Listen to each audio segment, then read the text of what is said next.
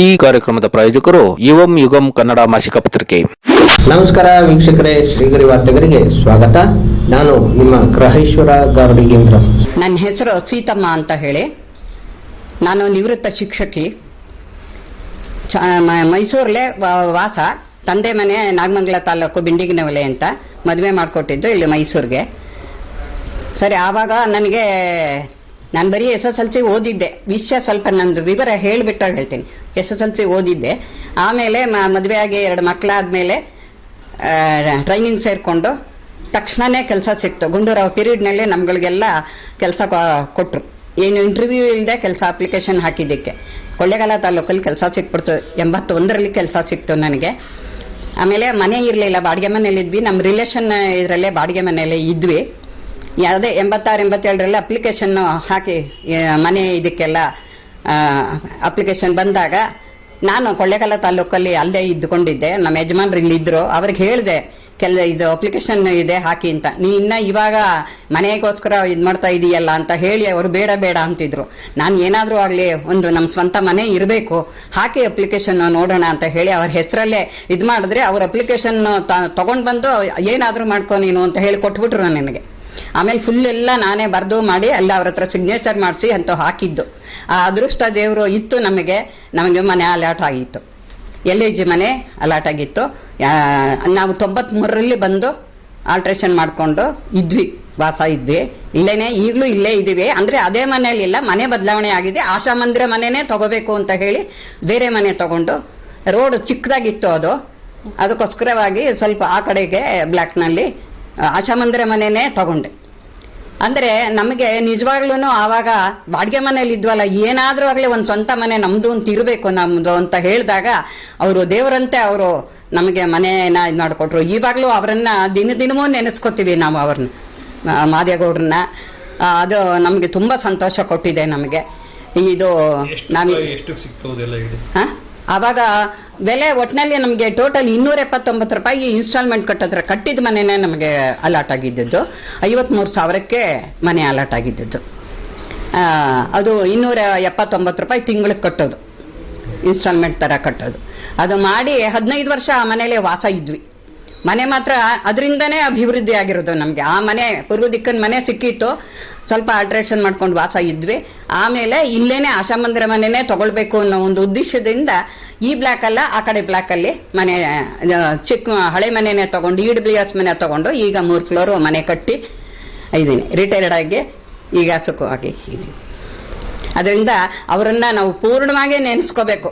ಯಾವುದೋ ಮನೆ ಅಂತಂದರೆ ಮಾದೇಗೌಡರು ನಮಗೆ ಮನೆ ಕೊಟ್ಟಿರೋದು ಅನ್ನೋ ಇದರಲ್ಲೇ ನಾವು ದೇವರನ್ನೇ ನೆನೆಸ್ಬೇಕು ನಾವು. ಸರ್, ನನ್ನ ಹೆಸರು ಸಿದ್ದರಾಜು ಅಂತೇಳಿ. ನಾನು ಮೂಲತಃ ಕೊಳ್ಳೇಗಾಲ ತಾಲೂಕು ಒಂದು ಹಳ್ಳಿಯಿಂದ ಬಂದಂಥವನು. ನಾನು 79-80ರಲ್ಲಿ ಅಲ್ಲಿ ಕೊಳ್ಳೇಗಾಲದಲ್ಲಿ ವಿದ್ಯಾಭ್ಯಾಸ ಮುಗೀತು, ಡಿಗ್ರಿ ಮುಗೀತು. 83-84ರಲ್ಲಿ ನನಗೆ ವಿಕ್ರಾಂತ್ ಟೈಲ್ಸಲ್ಲಿ ಕೆಲಸ ಸಿಕ್ತು. ಕೆಲಸ ಸಿಕ್ಕಿದ ನಂತರ 2 ವರ್ಷ ಆದಮೇಲೆ ಹಿಂಗೆ ಮಾದೇಗೌಡರು ಮೂಡಾದಲ್ಲಿ ಚೇರ್ಮನ್ ಆದಾಗ ಆಶಾ ಮಂದಿರ ನಿವೇಶನಗಳು ಮತ್ತು ಮನೆಗಳಿಗೆ ಅರ್ಜಿ ಹಾಕಿದರು. ಆವಾಗ ನಾವು ಒಂದು ಸ್ವಲ್ಪ ದಿನ 1 ತಿಂಗಳು 2 ತಿಂಗಳು ಒಂಥರ ಮನಸ್ಸು ಮಾಡಲಿಲ್ಲ. ಅಯ್ಯೋ, ನಾವು ಹಳ್ಳಿಯಿಂದ ಬಂದಿರೋರು ಇಲ್ಲಿ ಯಾಕಪ್ಪ ಇರ್ತೀವಿ ನಾವು, ಇವತ್ತಲ್ಲ ನಾಳೆ ನಮ್ಮವರು ನಿವೃತ್ತಿ ಆದಮೇಲೆ ನಾವು ಊರಿಗೆ ಹೋಗೋರು, ನಮಗೆ ಬೇಕಾಗಿಲ್ಲ ಅಂಥೇಳಿ ಸುಮ್ಮನೆ ತಟಸ್ಥ ಹೋಗಿದ್ದು.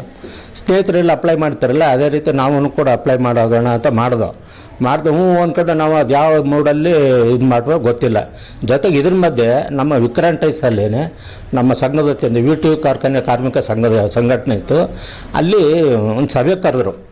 ಕೆಲವು ಆಕ್ಟಿವ್ ಮೆಂಬರ್ಸ್ ಅಂತೇಳಿ ಕರೆದೀವಿ, ಮತ್ತು ಮಾಜಿ ಪದಾಧಿಕಾರಿಗಳು, ಹಾಲಿ ಪದಾಧಿಕಾರಿಗಳು ಸಭೆ ಸೇರಿದಾಗ ಏನು ಮಾಡಿದ್ರು, ಈ ರೀತಿ ಮಾದೇಗೌಡರು ಚೇರ್ಮನ್ ಆಗಿದ್ದಾರೆ, ಹೀಗಾಗಿ ನಾವು ಕಾರ್ಮಿಕರೆಲ್ಲ ಕೂಡ ಮೈಸೂರು ನಗರದಲ್ಲಿ ಯಾವುದೇ ಮೂಲೆಯಲ್ಲಾಗಲಿ ನಿವೇಶನಕ್ಕೆ ನಾವು ಅಪ್ಲೈ ಮಾಡೋಣ ಅಂತ ಒಂದು ಒಕ್ಕೊರಲಿಂದ ಒಂದು ಸಬ್ಜೆಕ್ಟ್ ಮಂಡಿಸ್ರು ಸರ್.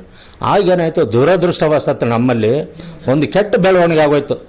ಈ ಮಂಡ್ಯ ಭಾಗದವ್ರು ಏನು ಮಾಡಿದ್ರು, ಈ ಕಡೆ ಮಂಡ್ಯ ಭಾಗದಲ್ಲಿ ನಾವು ಸೈಟ್ ತಗೊಳ್ಳೋಣ ಅಂತ ಈ ಕಡೆ, ಇಲ್ಲಿ ಮೈಸೂರು ಈ ಭಾಗದಲ್ಲಿ ಇರ್ತಕ್ಕಂಥವ್ರು ನಮ್ಮ ಮೈಸೂರು ಭಾಗದಲ್ಲಿ ಆಗಬೇಕು ಅಂತ ಈ ಕಡೆ. ನಾವು ಯಾತಗೂ ಇಲ್ಲದವ್ರು, ನಾವು ಹಳ್ಳಿಯಿಂದ ಬಂದವರೇ ಜನ ಜಾಸ್ತಿ ಇದ್ದದ್ದು ಇಲ್ಲಿ ವಿಕ್ರಾಂತ್ ಟೈಲ್ಸಲ್ಲಿ. ಇದ್ರ ಮಧ್ಯೆ ನಮ್ಮೆಲ್ಲ ಭಿನ್ನಾಭಿಪ್ರಾಯ ಒಡಕಾಗಿ ಅದನ್ನು ತಟಸ್ಥಾಗಿ ನಿಂತರು. ನಾನು ಒಂದು ಸಜೆಷನ್ ಕೊಟ್ಟೆ, ನೋಡಿ ಸ್ವಾಮಿ, ನಾವೆಲ್ಲ ಹುಟ್ಟಿ ಎಲ್ಲ ಬೆಳೆದು ಇಲ್ಲಿ ಬಂದಿದ್ದೀವಿ, ಎಲ್ಲ ಒಂದು ಉದ್ಯೋಗ ಸಿಕ್ಕಿದೆ, ನಾವೆಲ್ಲ ಅಲ್ಲಿ ಕೆಲಸ ಮಾಡ್ತಾಯಿದ್ದೀವಿ, ಈಗ ಏನೋ ಒಂದು ಸುವರ್ಣಾವಕಾಶ ಸಿಕ್ಕಿದೆ, ದಯವಿಟ್ಟು ನನ್ನ ಸಲಹೆ ಏನಪ್ಪ ಅಂತಂದರೆ, ಈಗ ನಾವ್ಯಾರು ದುಡ್ಡು ಇಟ್ಕೊಂಡಿಲ್ಲ ಕೈಯಲ್ಲಿ, ನಾವೆಲ್ಲ ಕಾರ್ಮಿಕರು ಇದ್ದೀವಿ, ಆ ಕಾರ್ಮಿಕರಲ್ಲಿ ನಮ್ಮದು ಕಾರ್ಮಿಕ ನಿಧಿ ಇದೆಯಲ್ಲ PF ಅಲ್ಲಿ, ಆ PFನ ನಾವು ಅಲ್ಲಿ ಕೊಟ್ಟರಾಗುತ್ತೆ. ಹಾಗಾಗಿ ಅವ್ರು ಯಾವುದೇ ಮೂಲೆಯಲ್ಲಿ ಸೈಟ್ ತಗೊಳ್ಳಿ, ಡೈರೆಕ್ಟ್ ಮೂಡ ಹೆಸರಲ್ಲಿ ನೀವು ಚೆಕ್ ಕೊಟ್ಬಿಡಿ, ಎಲ್ಲರಿಗೂ ಒಂದೊಂದು ಶಾಶ್ವತವಾಗಿ ಹೆಸರು ಉಳ್ಕೊಳ್ತದೆ ಅಂತ ನಾನು ಸಲಹೆ ಕೊಟ್ಟೆ ಸರ್. ಆವಾಗ ಕೆಲವರು ಇದು ಒಳ್ಳೆ ಸಜೆಷನ್ ಅಂದರೆ, ಇನ್ನು ಕೆಲವರು ತಿರಸ್ಕಾರ ಮಾಡಿದ್ರು. ಸರಿ, ಅಷ್ಟಕ್ಕೆ ನಾವು ಕೈ ಬಿಟ್ಬಿಟ್ಟು ಇನ್ನಿಂದಾದ್ಮೇಲೆ ಬೇಡಕ್ಕೆ ಬೇಡಬಿಡು, ಯಾವ ಸೈಟು ಬೇಡ ಏನು ಬೇಡ ಸುಮ್ಮನೆ ಆಗ್ಬಿಟ್ಟು ಸರ್. ಅಲ್ಲಿಂದ ಜೊತೆಗೆ ನಾವು ಆ ಕಾರ್ಖಾನೆಯಿಂದ ಜೀವನ ಮಾಡಿ, ನಾವು ಮಕ್ಕಳನ್ನ ವಿದ್ಯಾಭ್ಯಾಸ ಮಾಡಿ ಏನೋ ಒಂದು ಉದ್ಯೋಗ ಸಚ್ಚಿ ಇವತ್ತಿಂದ ಕೂಡ ನಾನು ಇಲ್ಲೇ ವಾಸ ಆಗಿದ್ದೀನಿ ಸರ್. ಅವತ್ತು 84ರಿಂದ ಕೂಡ 89ರಲ್ಲಿ ಮತ್ತೆ ನಾನು ಸೈಟ್ಗೆ ಅಪ್ಲೈ ಮಾಡ್ಕೊಂಡೆ ಮೂಡೋದಲ್ಲಿ. ಅದಾದ ನಂತರ ಒಂದೂವರೆ ವರ್ಷ ಆದಮೇಲೆ ಹೋಗಿ ವಿಚಾರಿಸಿದಾಗ ನಿಮ್ಮ ಹೆಸರಲ್ಲಿ ಸೈಟ್ ಆಗಿದೆ, ಬೇರೆಯವ್ರಿಗೆ ಹೊರಟೋಗಿದೆ ಅಂತ. 4-5 ಬಾರಿ ಅಲ್ಲಿ ನಾನು ಕೇಳಿದೆ ಸರ್, ಹೆಂಗೆ ಹೋಗ್ತಲ್ಲ ರೀ, ನನ್ನ ಹೆಸರು ಸಿದ್ದರಾಜು, ಬೇರೆಯವ್ರ ಹೆಸರು ಹೆಂಗಿರಿ ಹೋಯ್ತೆ, ನೀವು ಸಂಬಂಧಪಟ್ಟವರು ಇಲಾಖೆ ನೀವು ಮಾಡ್ದೇನೆ ಅದು ಹೆಂಗೆ ಹೋಗುತ್ತೆ ಬೇರೆಯವ್ರ ಹೆಸರಿಗೆ ಅಂತ ನಾನೆಲ್ಲ ವಾದ ಮಾಡಿ ಗಲಾಟೆ ಮಾಡ್ಕೊಂಡು ಬಂದ್ಬಿಟ್ಟೆ ಸರ್. ಬಂದ್ಬಿಟ್ಟು ಆಮೇಲೆ ಸ್ವಲ್ಪ ದಿನ ಆದಮೇಲೆ ನಮ್ಮ ಹೆಂಗಸರು ಇದ್ದದ್ದೇ ಇನ್ನೊಬ್ಬರು ಪಕ್ಕದ ಮನೆಯವ್ರು ಹೋಗ್ತಿದ್ದಂತೆ, ಅವ್ರ ಜೊತೆಲಿ ನನ್ನ ರೆಕಾರ್ಡ್ನ ತಗೊಂಡೋಗಿ, ನೋಡಮ್ಮ ಇದು ನಿಮ್ಮ ಯಜಮಾನ್ ರೇಸಲ್ಲಿ ಅಲರ್ಟ್ ಆಗಿರೋದು ನಿಜ, ನೀವು ಇನ್ನೊಂದು ಸಾರಿ ಅಪ್ಲೈ ಮಾಡಿದಾಗ ಬಂದು ಅಪ್ಲೈ ಮಾಡಿ, ನಿಮಗೆ ಖಂಡಿತ ಸಿಗುತ್ತೆ ಅಂತ ಹೇಳಿ ಕಳಿಸ್ತಾರಂತೆ. ಸರಿ, ಅವ್ರು ಬಂದು ನನಗೆ ಹಿಂಗೆ ಅಂತ ಹೇಳಿದ್ರು. ಅದಕ್ಕೆ ಬಿಡಿ, ನಾವು ಮಾದೇಗೌಡರಾದಲ್ಲೇ ಸಿಗಲಿಲ್ಲ ಅಂದರೆ ಈಗ ಪಾಪಗೇಡಿಗಳು ನಾವು.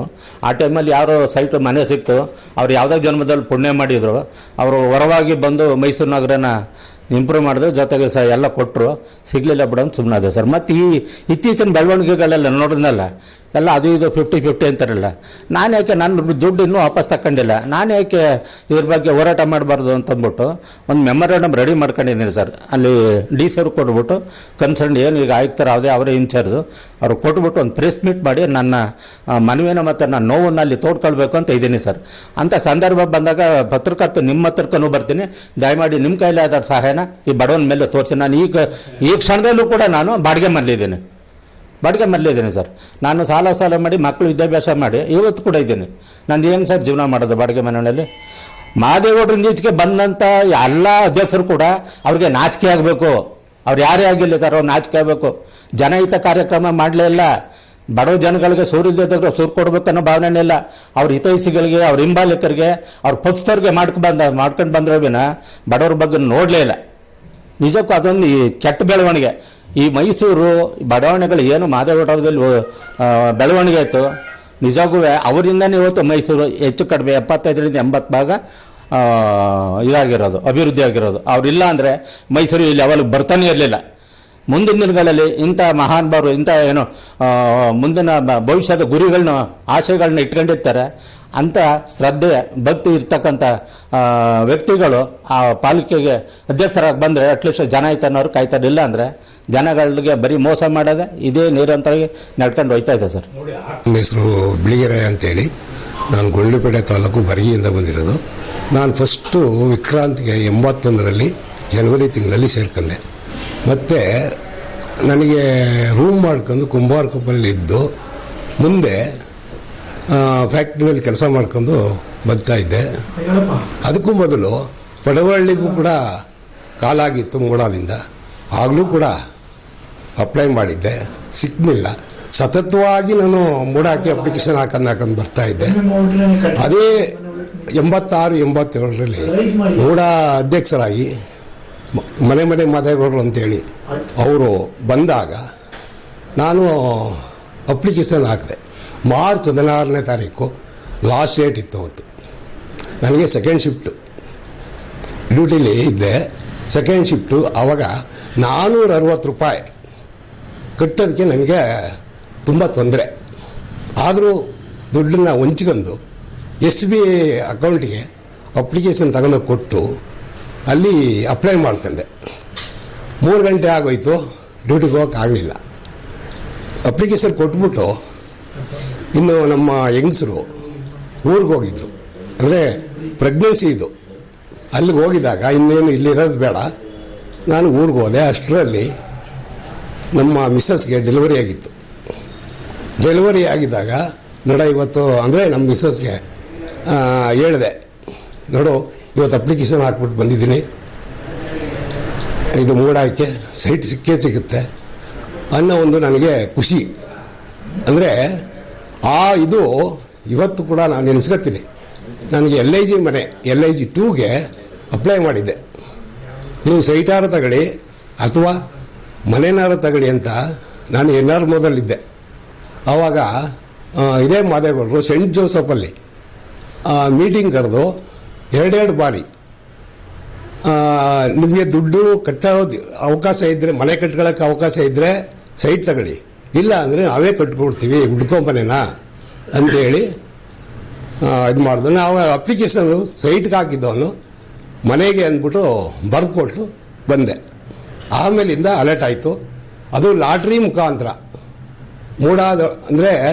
ಮೂಡಾದ್ರೊಳಗಡೆ ಲಾಟ್ರಿ ಮುಖಾಂತರ ನನಗೆ ಅಲ್ಲೂ ಹೋಗಿ ಕೂಡ ಒಂದು ಆಸೆ, ನಮಗೂ ಕೂಡ ಏನೋ ಇಷ್ಟು ವರ್ಷ ಇದ್ದೀವಿ, ಕೆಲಸಕ್ಕೆ ಸೇರ್ತಾ ಇದ್ದೀವಿ, ನಾವು ಮನೆ ಮಾಡಬೇಕು ಅನ್ನೋ ಒಂದು ಆಸೆ ಇತ್ತು. ಇವತ್ತು ಮಾದೇಗೌಡರು ಅಧ್ಯಕ್ಷರಾದ ಮೇಲಿಂದ ನಮಗೂ ಕೂಡ ಇವತ್ತು ಅವ್ರ ಫೋಟೋ ಇಟ್ಟು ನೆನೆಸ್ಕೋಬೇಕು, ಅಷ್ಟು ಸಂತೋಷ ಆಗುತ್ತೆ. ಏಕೆಂದರೆ ಏರಿಯಾ ದಟ್ಟಗಳ್ಳಿ, ಬೋಗಾದಿ, ಕುಂಬಾರಕೊಪ್ಪಲು ಈ ಕಡೆಯೆಲ್ಲ ಅವರು ಸೈಟ್ ಮಾಡಿ ಎಲ್ರಿಗೂ ಕೂಡ ಒಂದು 20ರಿಂದ 25 ಸಾವಿರ ಸೈಟ್ಗಳನ್ನ LIG 2, EWS, MIG ಈ ಥರ ಎಲ್ಲ ಮಾಡಿ ಸೈಟು, ಮನೆಗಳು ಇವೆಲ್ಲ ಕೊಟ್ಟಿದ್ದಾರೆ. ಅದರಿಂದ ನನಗೆ ತುಂಬ ಸಂತೋಷ ಆಯಿತು. ಇವತ್ತು ನಮ್ಮ ಮಕ್ಕಳನ್ನ ಎಲ್ಲ ಓದಿಸ್ಕೊಂಡು ಈಗ ಅದೇ ಮನೇಲಿ ವಾಸ ಇದ್ಕೊಂಡು ಈ ನಮ್ಮ ಊರಿಂದ ಊರಿಗೆ ಬಂದು ಇವತ್ತು ನಾವು ಮೈಸೂರು ಒಳಗಡೆ ನೆಲೆಸ್ಕೊಂಡು ಒಂದು ಜೀವನನ ಅಭಿವೃದ್ಧಿಪಡಿಸ್ಕೊಂಡು, ಅಂದರೆ ಎಲ್ರಿಗೂ ಕೂಡ ಇವತ್ತು ಮನೆ ಮಾದೇಗೌಡರು ಇಲ್ಲಿ ಮೈಸೂರಲ್ಲಿ ಯಾವುದೋ ಊರಿಂದ ಬಂದವ್ರಿಗೆ ಇವತ್ತು ಮನೆಗಳನ್ನ ಮಾಡಿಕೊಟ್ಟು ತುಂಬ ಮೈಸೂರು ಅಭಿವೃದ್ಧಿ ಮಾಡೋದಕ್ಕೆ ತುಂಬ ಅವಕಾಶ ಮಾಡಿಕೊಟ್ಟಿದ್ದಾರೆ. ಅದರಿಂದ ಅವರಿಗೆ ನಾನು ತುಂಬ ಚಿರಋಣಿ. ಒಂದೇ ಬಡಾವಣೆಗೆ ಅದಲ್ಲದೆ ಲಕ್ಷ್ಮೀನಾಥ ಅಲ್ಲದೆ ಇಲ್ಲಿ 780 ಅಲ್ಲೂ 900 ಚಿಲ್ಲರೆ, 990 ಮನೆಗಳಿದ್ದಾವೆ. 90 ಮನೆಗಳು ಸುಮಾರು. ಗೊತ್ತಾಯ್ತು. HLG, LIG. ಈಗ ಎಷ್ಟು ಜನ ವಿದ್ಯಾವಂತರು ಇರ್ಬೋದು ಇಲ್ಲಿ? ಸಾಕಷ್ಟು ಮಕ್ಕಳನ್ನ ವಿದ್ಯಾಭ್ಯಾಸ ಮಾಡಿಸಿ ಅದೇ ಸಾಕಷ್ಟು ಇದ್ದಾರೆ ಅಲ್ವಾ? ಈಗ ನಾನೇ ಸಾವಿರಾರು ಮಕ್ಕಳಿಗೆ ಲ್ಯಾಪ್ಟಾಪ್ ಕೊಡ್ಸಿದ್ದೀನಿ. ಸಾವಿರಾರು ಮಕ್ಕಳಿಗೆ ಕೊಟ್ಟಿದ್ದಾರೆ ಈ ಬಡಾವಣೆಯಲ್ಲಿ ಅಂತಂದ್ರೆ ಇಮ್ಯಾಜಿನ್. ಸಾವಿರಾರು ಮಕ್ಕಳಿಗೆ ಕೊಡಿಸಿದ್ದೀನಿ. ಶಿಷ್ಯ ಇದಿಲ್ಲ, ಸಹಾಯದ ಕಾರ್ಪೊರೇಷನ್ ವತಿಯಿಂದ ಸಹಾಯ ಇಲ್ಲ. 300ರಿಂದ 400, 200ರಿಂದ 300ರಿಂದ 400 ಇಲ್ಲ ಲಾಪ್ಟಾಪೇ ಸಾವಿರಾರು ಮಕ್ಕಳಿಗೆ. ಈ ಆಟೋ ಸೌಲಭ್ಯ, ಟೈಲರಿಂಗ್ ಮಿಷನ್ ಸುಮಾರು ಕೊಡ್ಸಿದ್ದೀನಿ. ಸುಮಾರು ಒಂದು 800-900 ಕುಟುಂಬ ಕೊಡ್ಸಿದ್ದೀನಿ. ಈ ಲ್ಯಾಪ್ಟಾಪ್ ಸಾವಿರಾರು ಮಕ್ಕಳು ಕೊಡ್ಸಿದ್ದೀನಿ. ಪ್ರೋತ್ಸಾಹನಕ್ಕೆ ಒಂದು 200-300 ಮಕ್ಕಳಿಗೆ ಕೊಡ್ಸಿದ್ದೀನಿ. ಅದಲ್ಲದೆ ಇದು ಕೊಟ್ಟಿದ್ದೀವಿ, ಏನೋ ಆಟೋ ಸೌಲಭ್ಯಗಳು. ಬಡವರಿಗೆ ಆಟೋಗೆ ಒಂದು 250ರಿಂದ 300 ಕುಟುಂಬ ಆಟೋ ಓಡಿಸ್ಕೊಂಡು ಜೀವನ ಮಾಡ್ತಾ ಇರ್ತಾರೆ. ಸರ್, ಪ್ರೋತ್ಸಾಹ ಹೆಚ್ಚು ಕಡಿಮೆ 1000 ಹತ್ರ ಆಯ್ತದೆ. ಯಾಕೆಂದ್ರೆ SLC ಪಾಸ್ ಆದವ್ರಿಗೂ ಕೊಡ್ತಿದೀವಿ, ಸೆಕೆಂಡ್ PUC ಪಾಸ್ ಆದವ್ರಿಗೂ ಕೊಡ್ತೀವಿ. ಇದು BE ಮಾಡಿದವ್ರಿಗೆ ಮತ್ತೆ MBBS ಮಾಡಿದ್ರೆ ಟೆಕ್ನಿಕಲ್ ಕೋರ್ಸ್ ಅವ್ರಿಗೆ, ಲ್ಯಾಪ್ಟಾಪ್ ಅವ್ರಿಗೆ ಈ ಪ್ರೋತ್ಸಾಹಧನ ಅಂತೂ ಸಾವಿರಾರು ಮಕ್ಕಳು ಸಿಕ್ಕಿದೆ ಸರ್. 1+2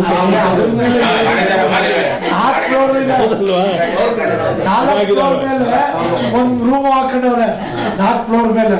ಅಷ್ಟು ಆರ್ಥಿಕವಾಗಿ ಸಬಲರಾಗಿದ್ದಾರೆ. ಹೌದಲ್ಲ? ಆರ್ಥಿಕವಾಗಿ ಟೀಚರ್ಗಳಿದ್ದಾರೆ, ಪ್ರಿನ್ಸಿಪಲ್ ಇದ್ದಾರೆ, ಟೀಚರ್ಗಳು ಇದ್ದಾರೆ. ಅದು ಖುಷಿ ಕೊಡೋದಲ್ವಾ? ಇಂಜಿನಿಯರ್ಸ್ ಇದ್ದಾರೆ ಸಾಕಷ್ಟು. ಈ ಪಕ್ಕದಲ್ಲೇ ಇಂಜಿನಿಯರಿಂಗ್ ಕಾಲೇಜ್ ಇರೋದ್ರಿಂದ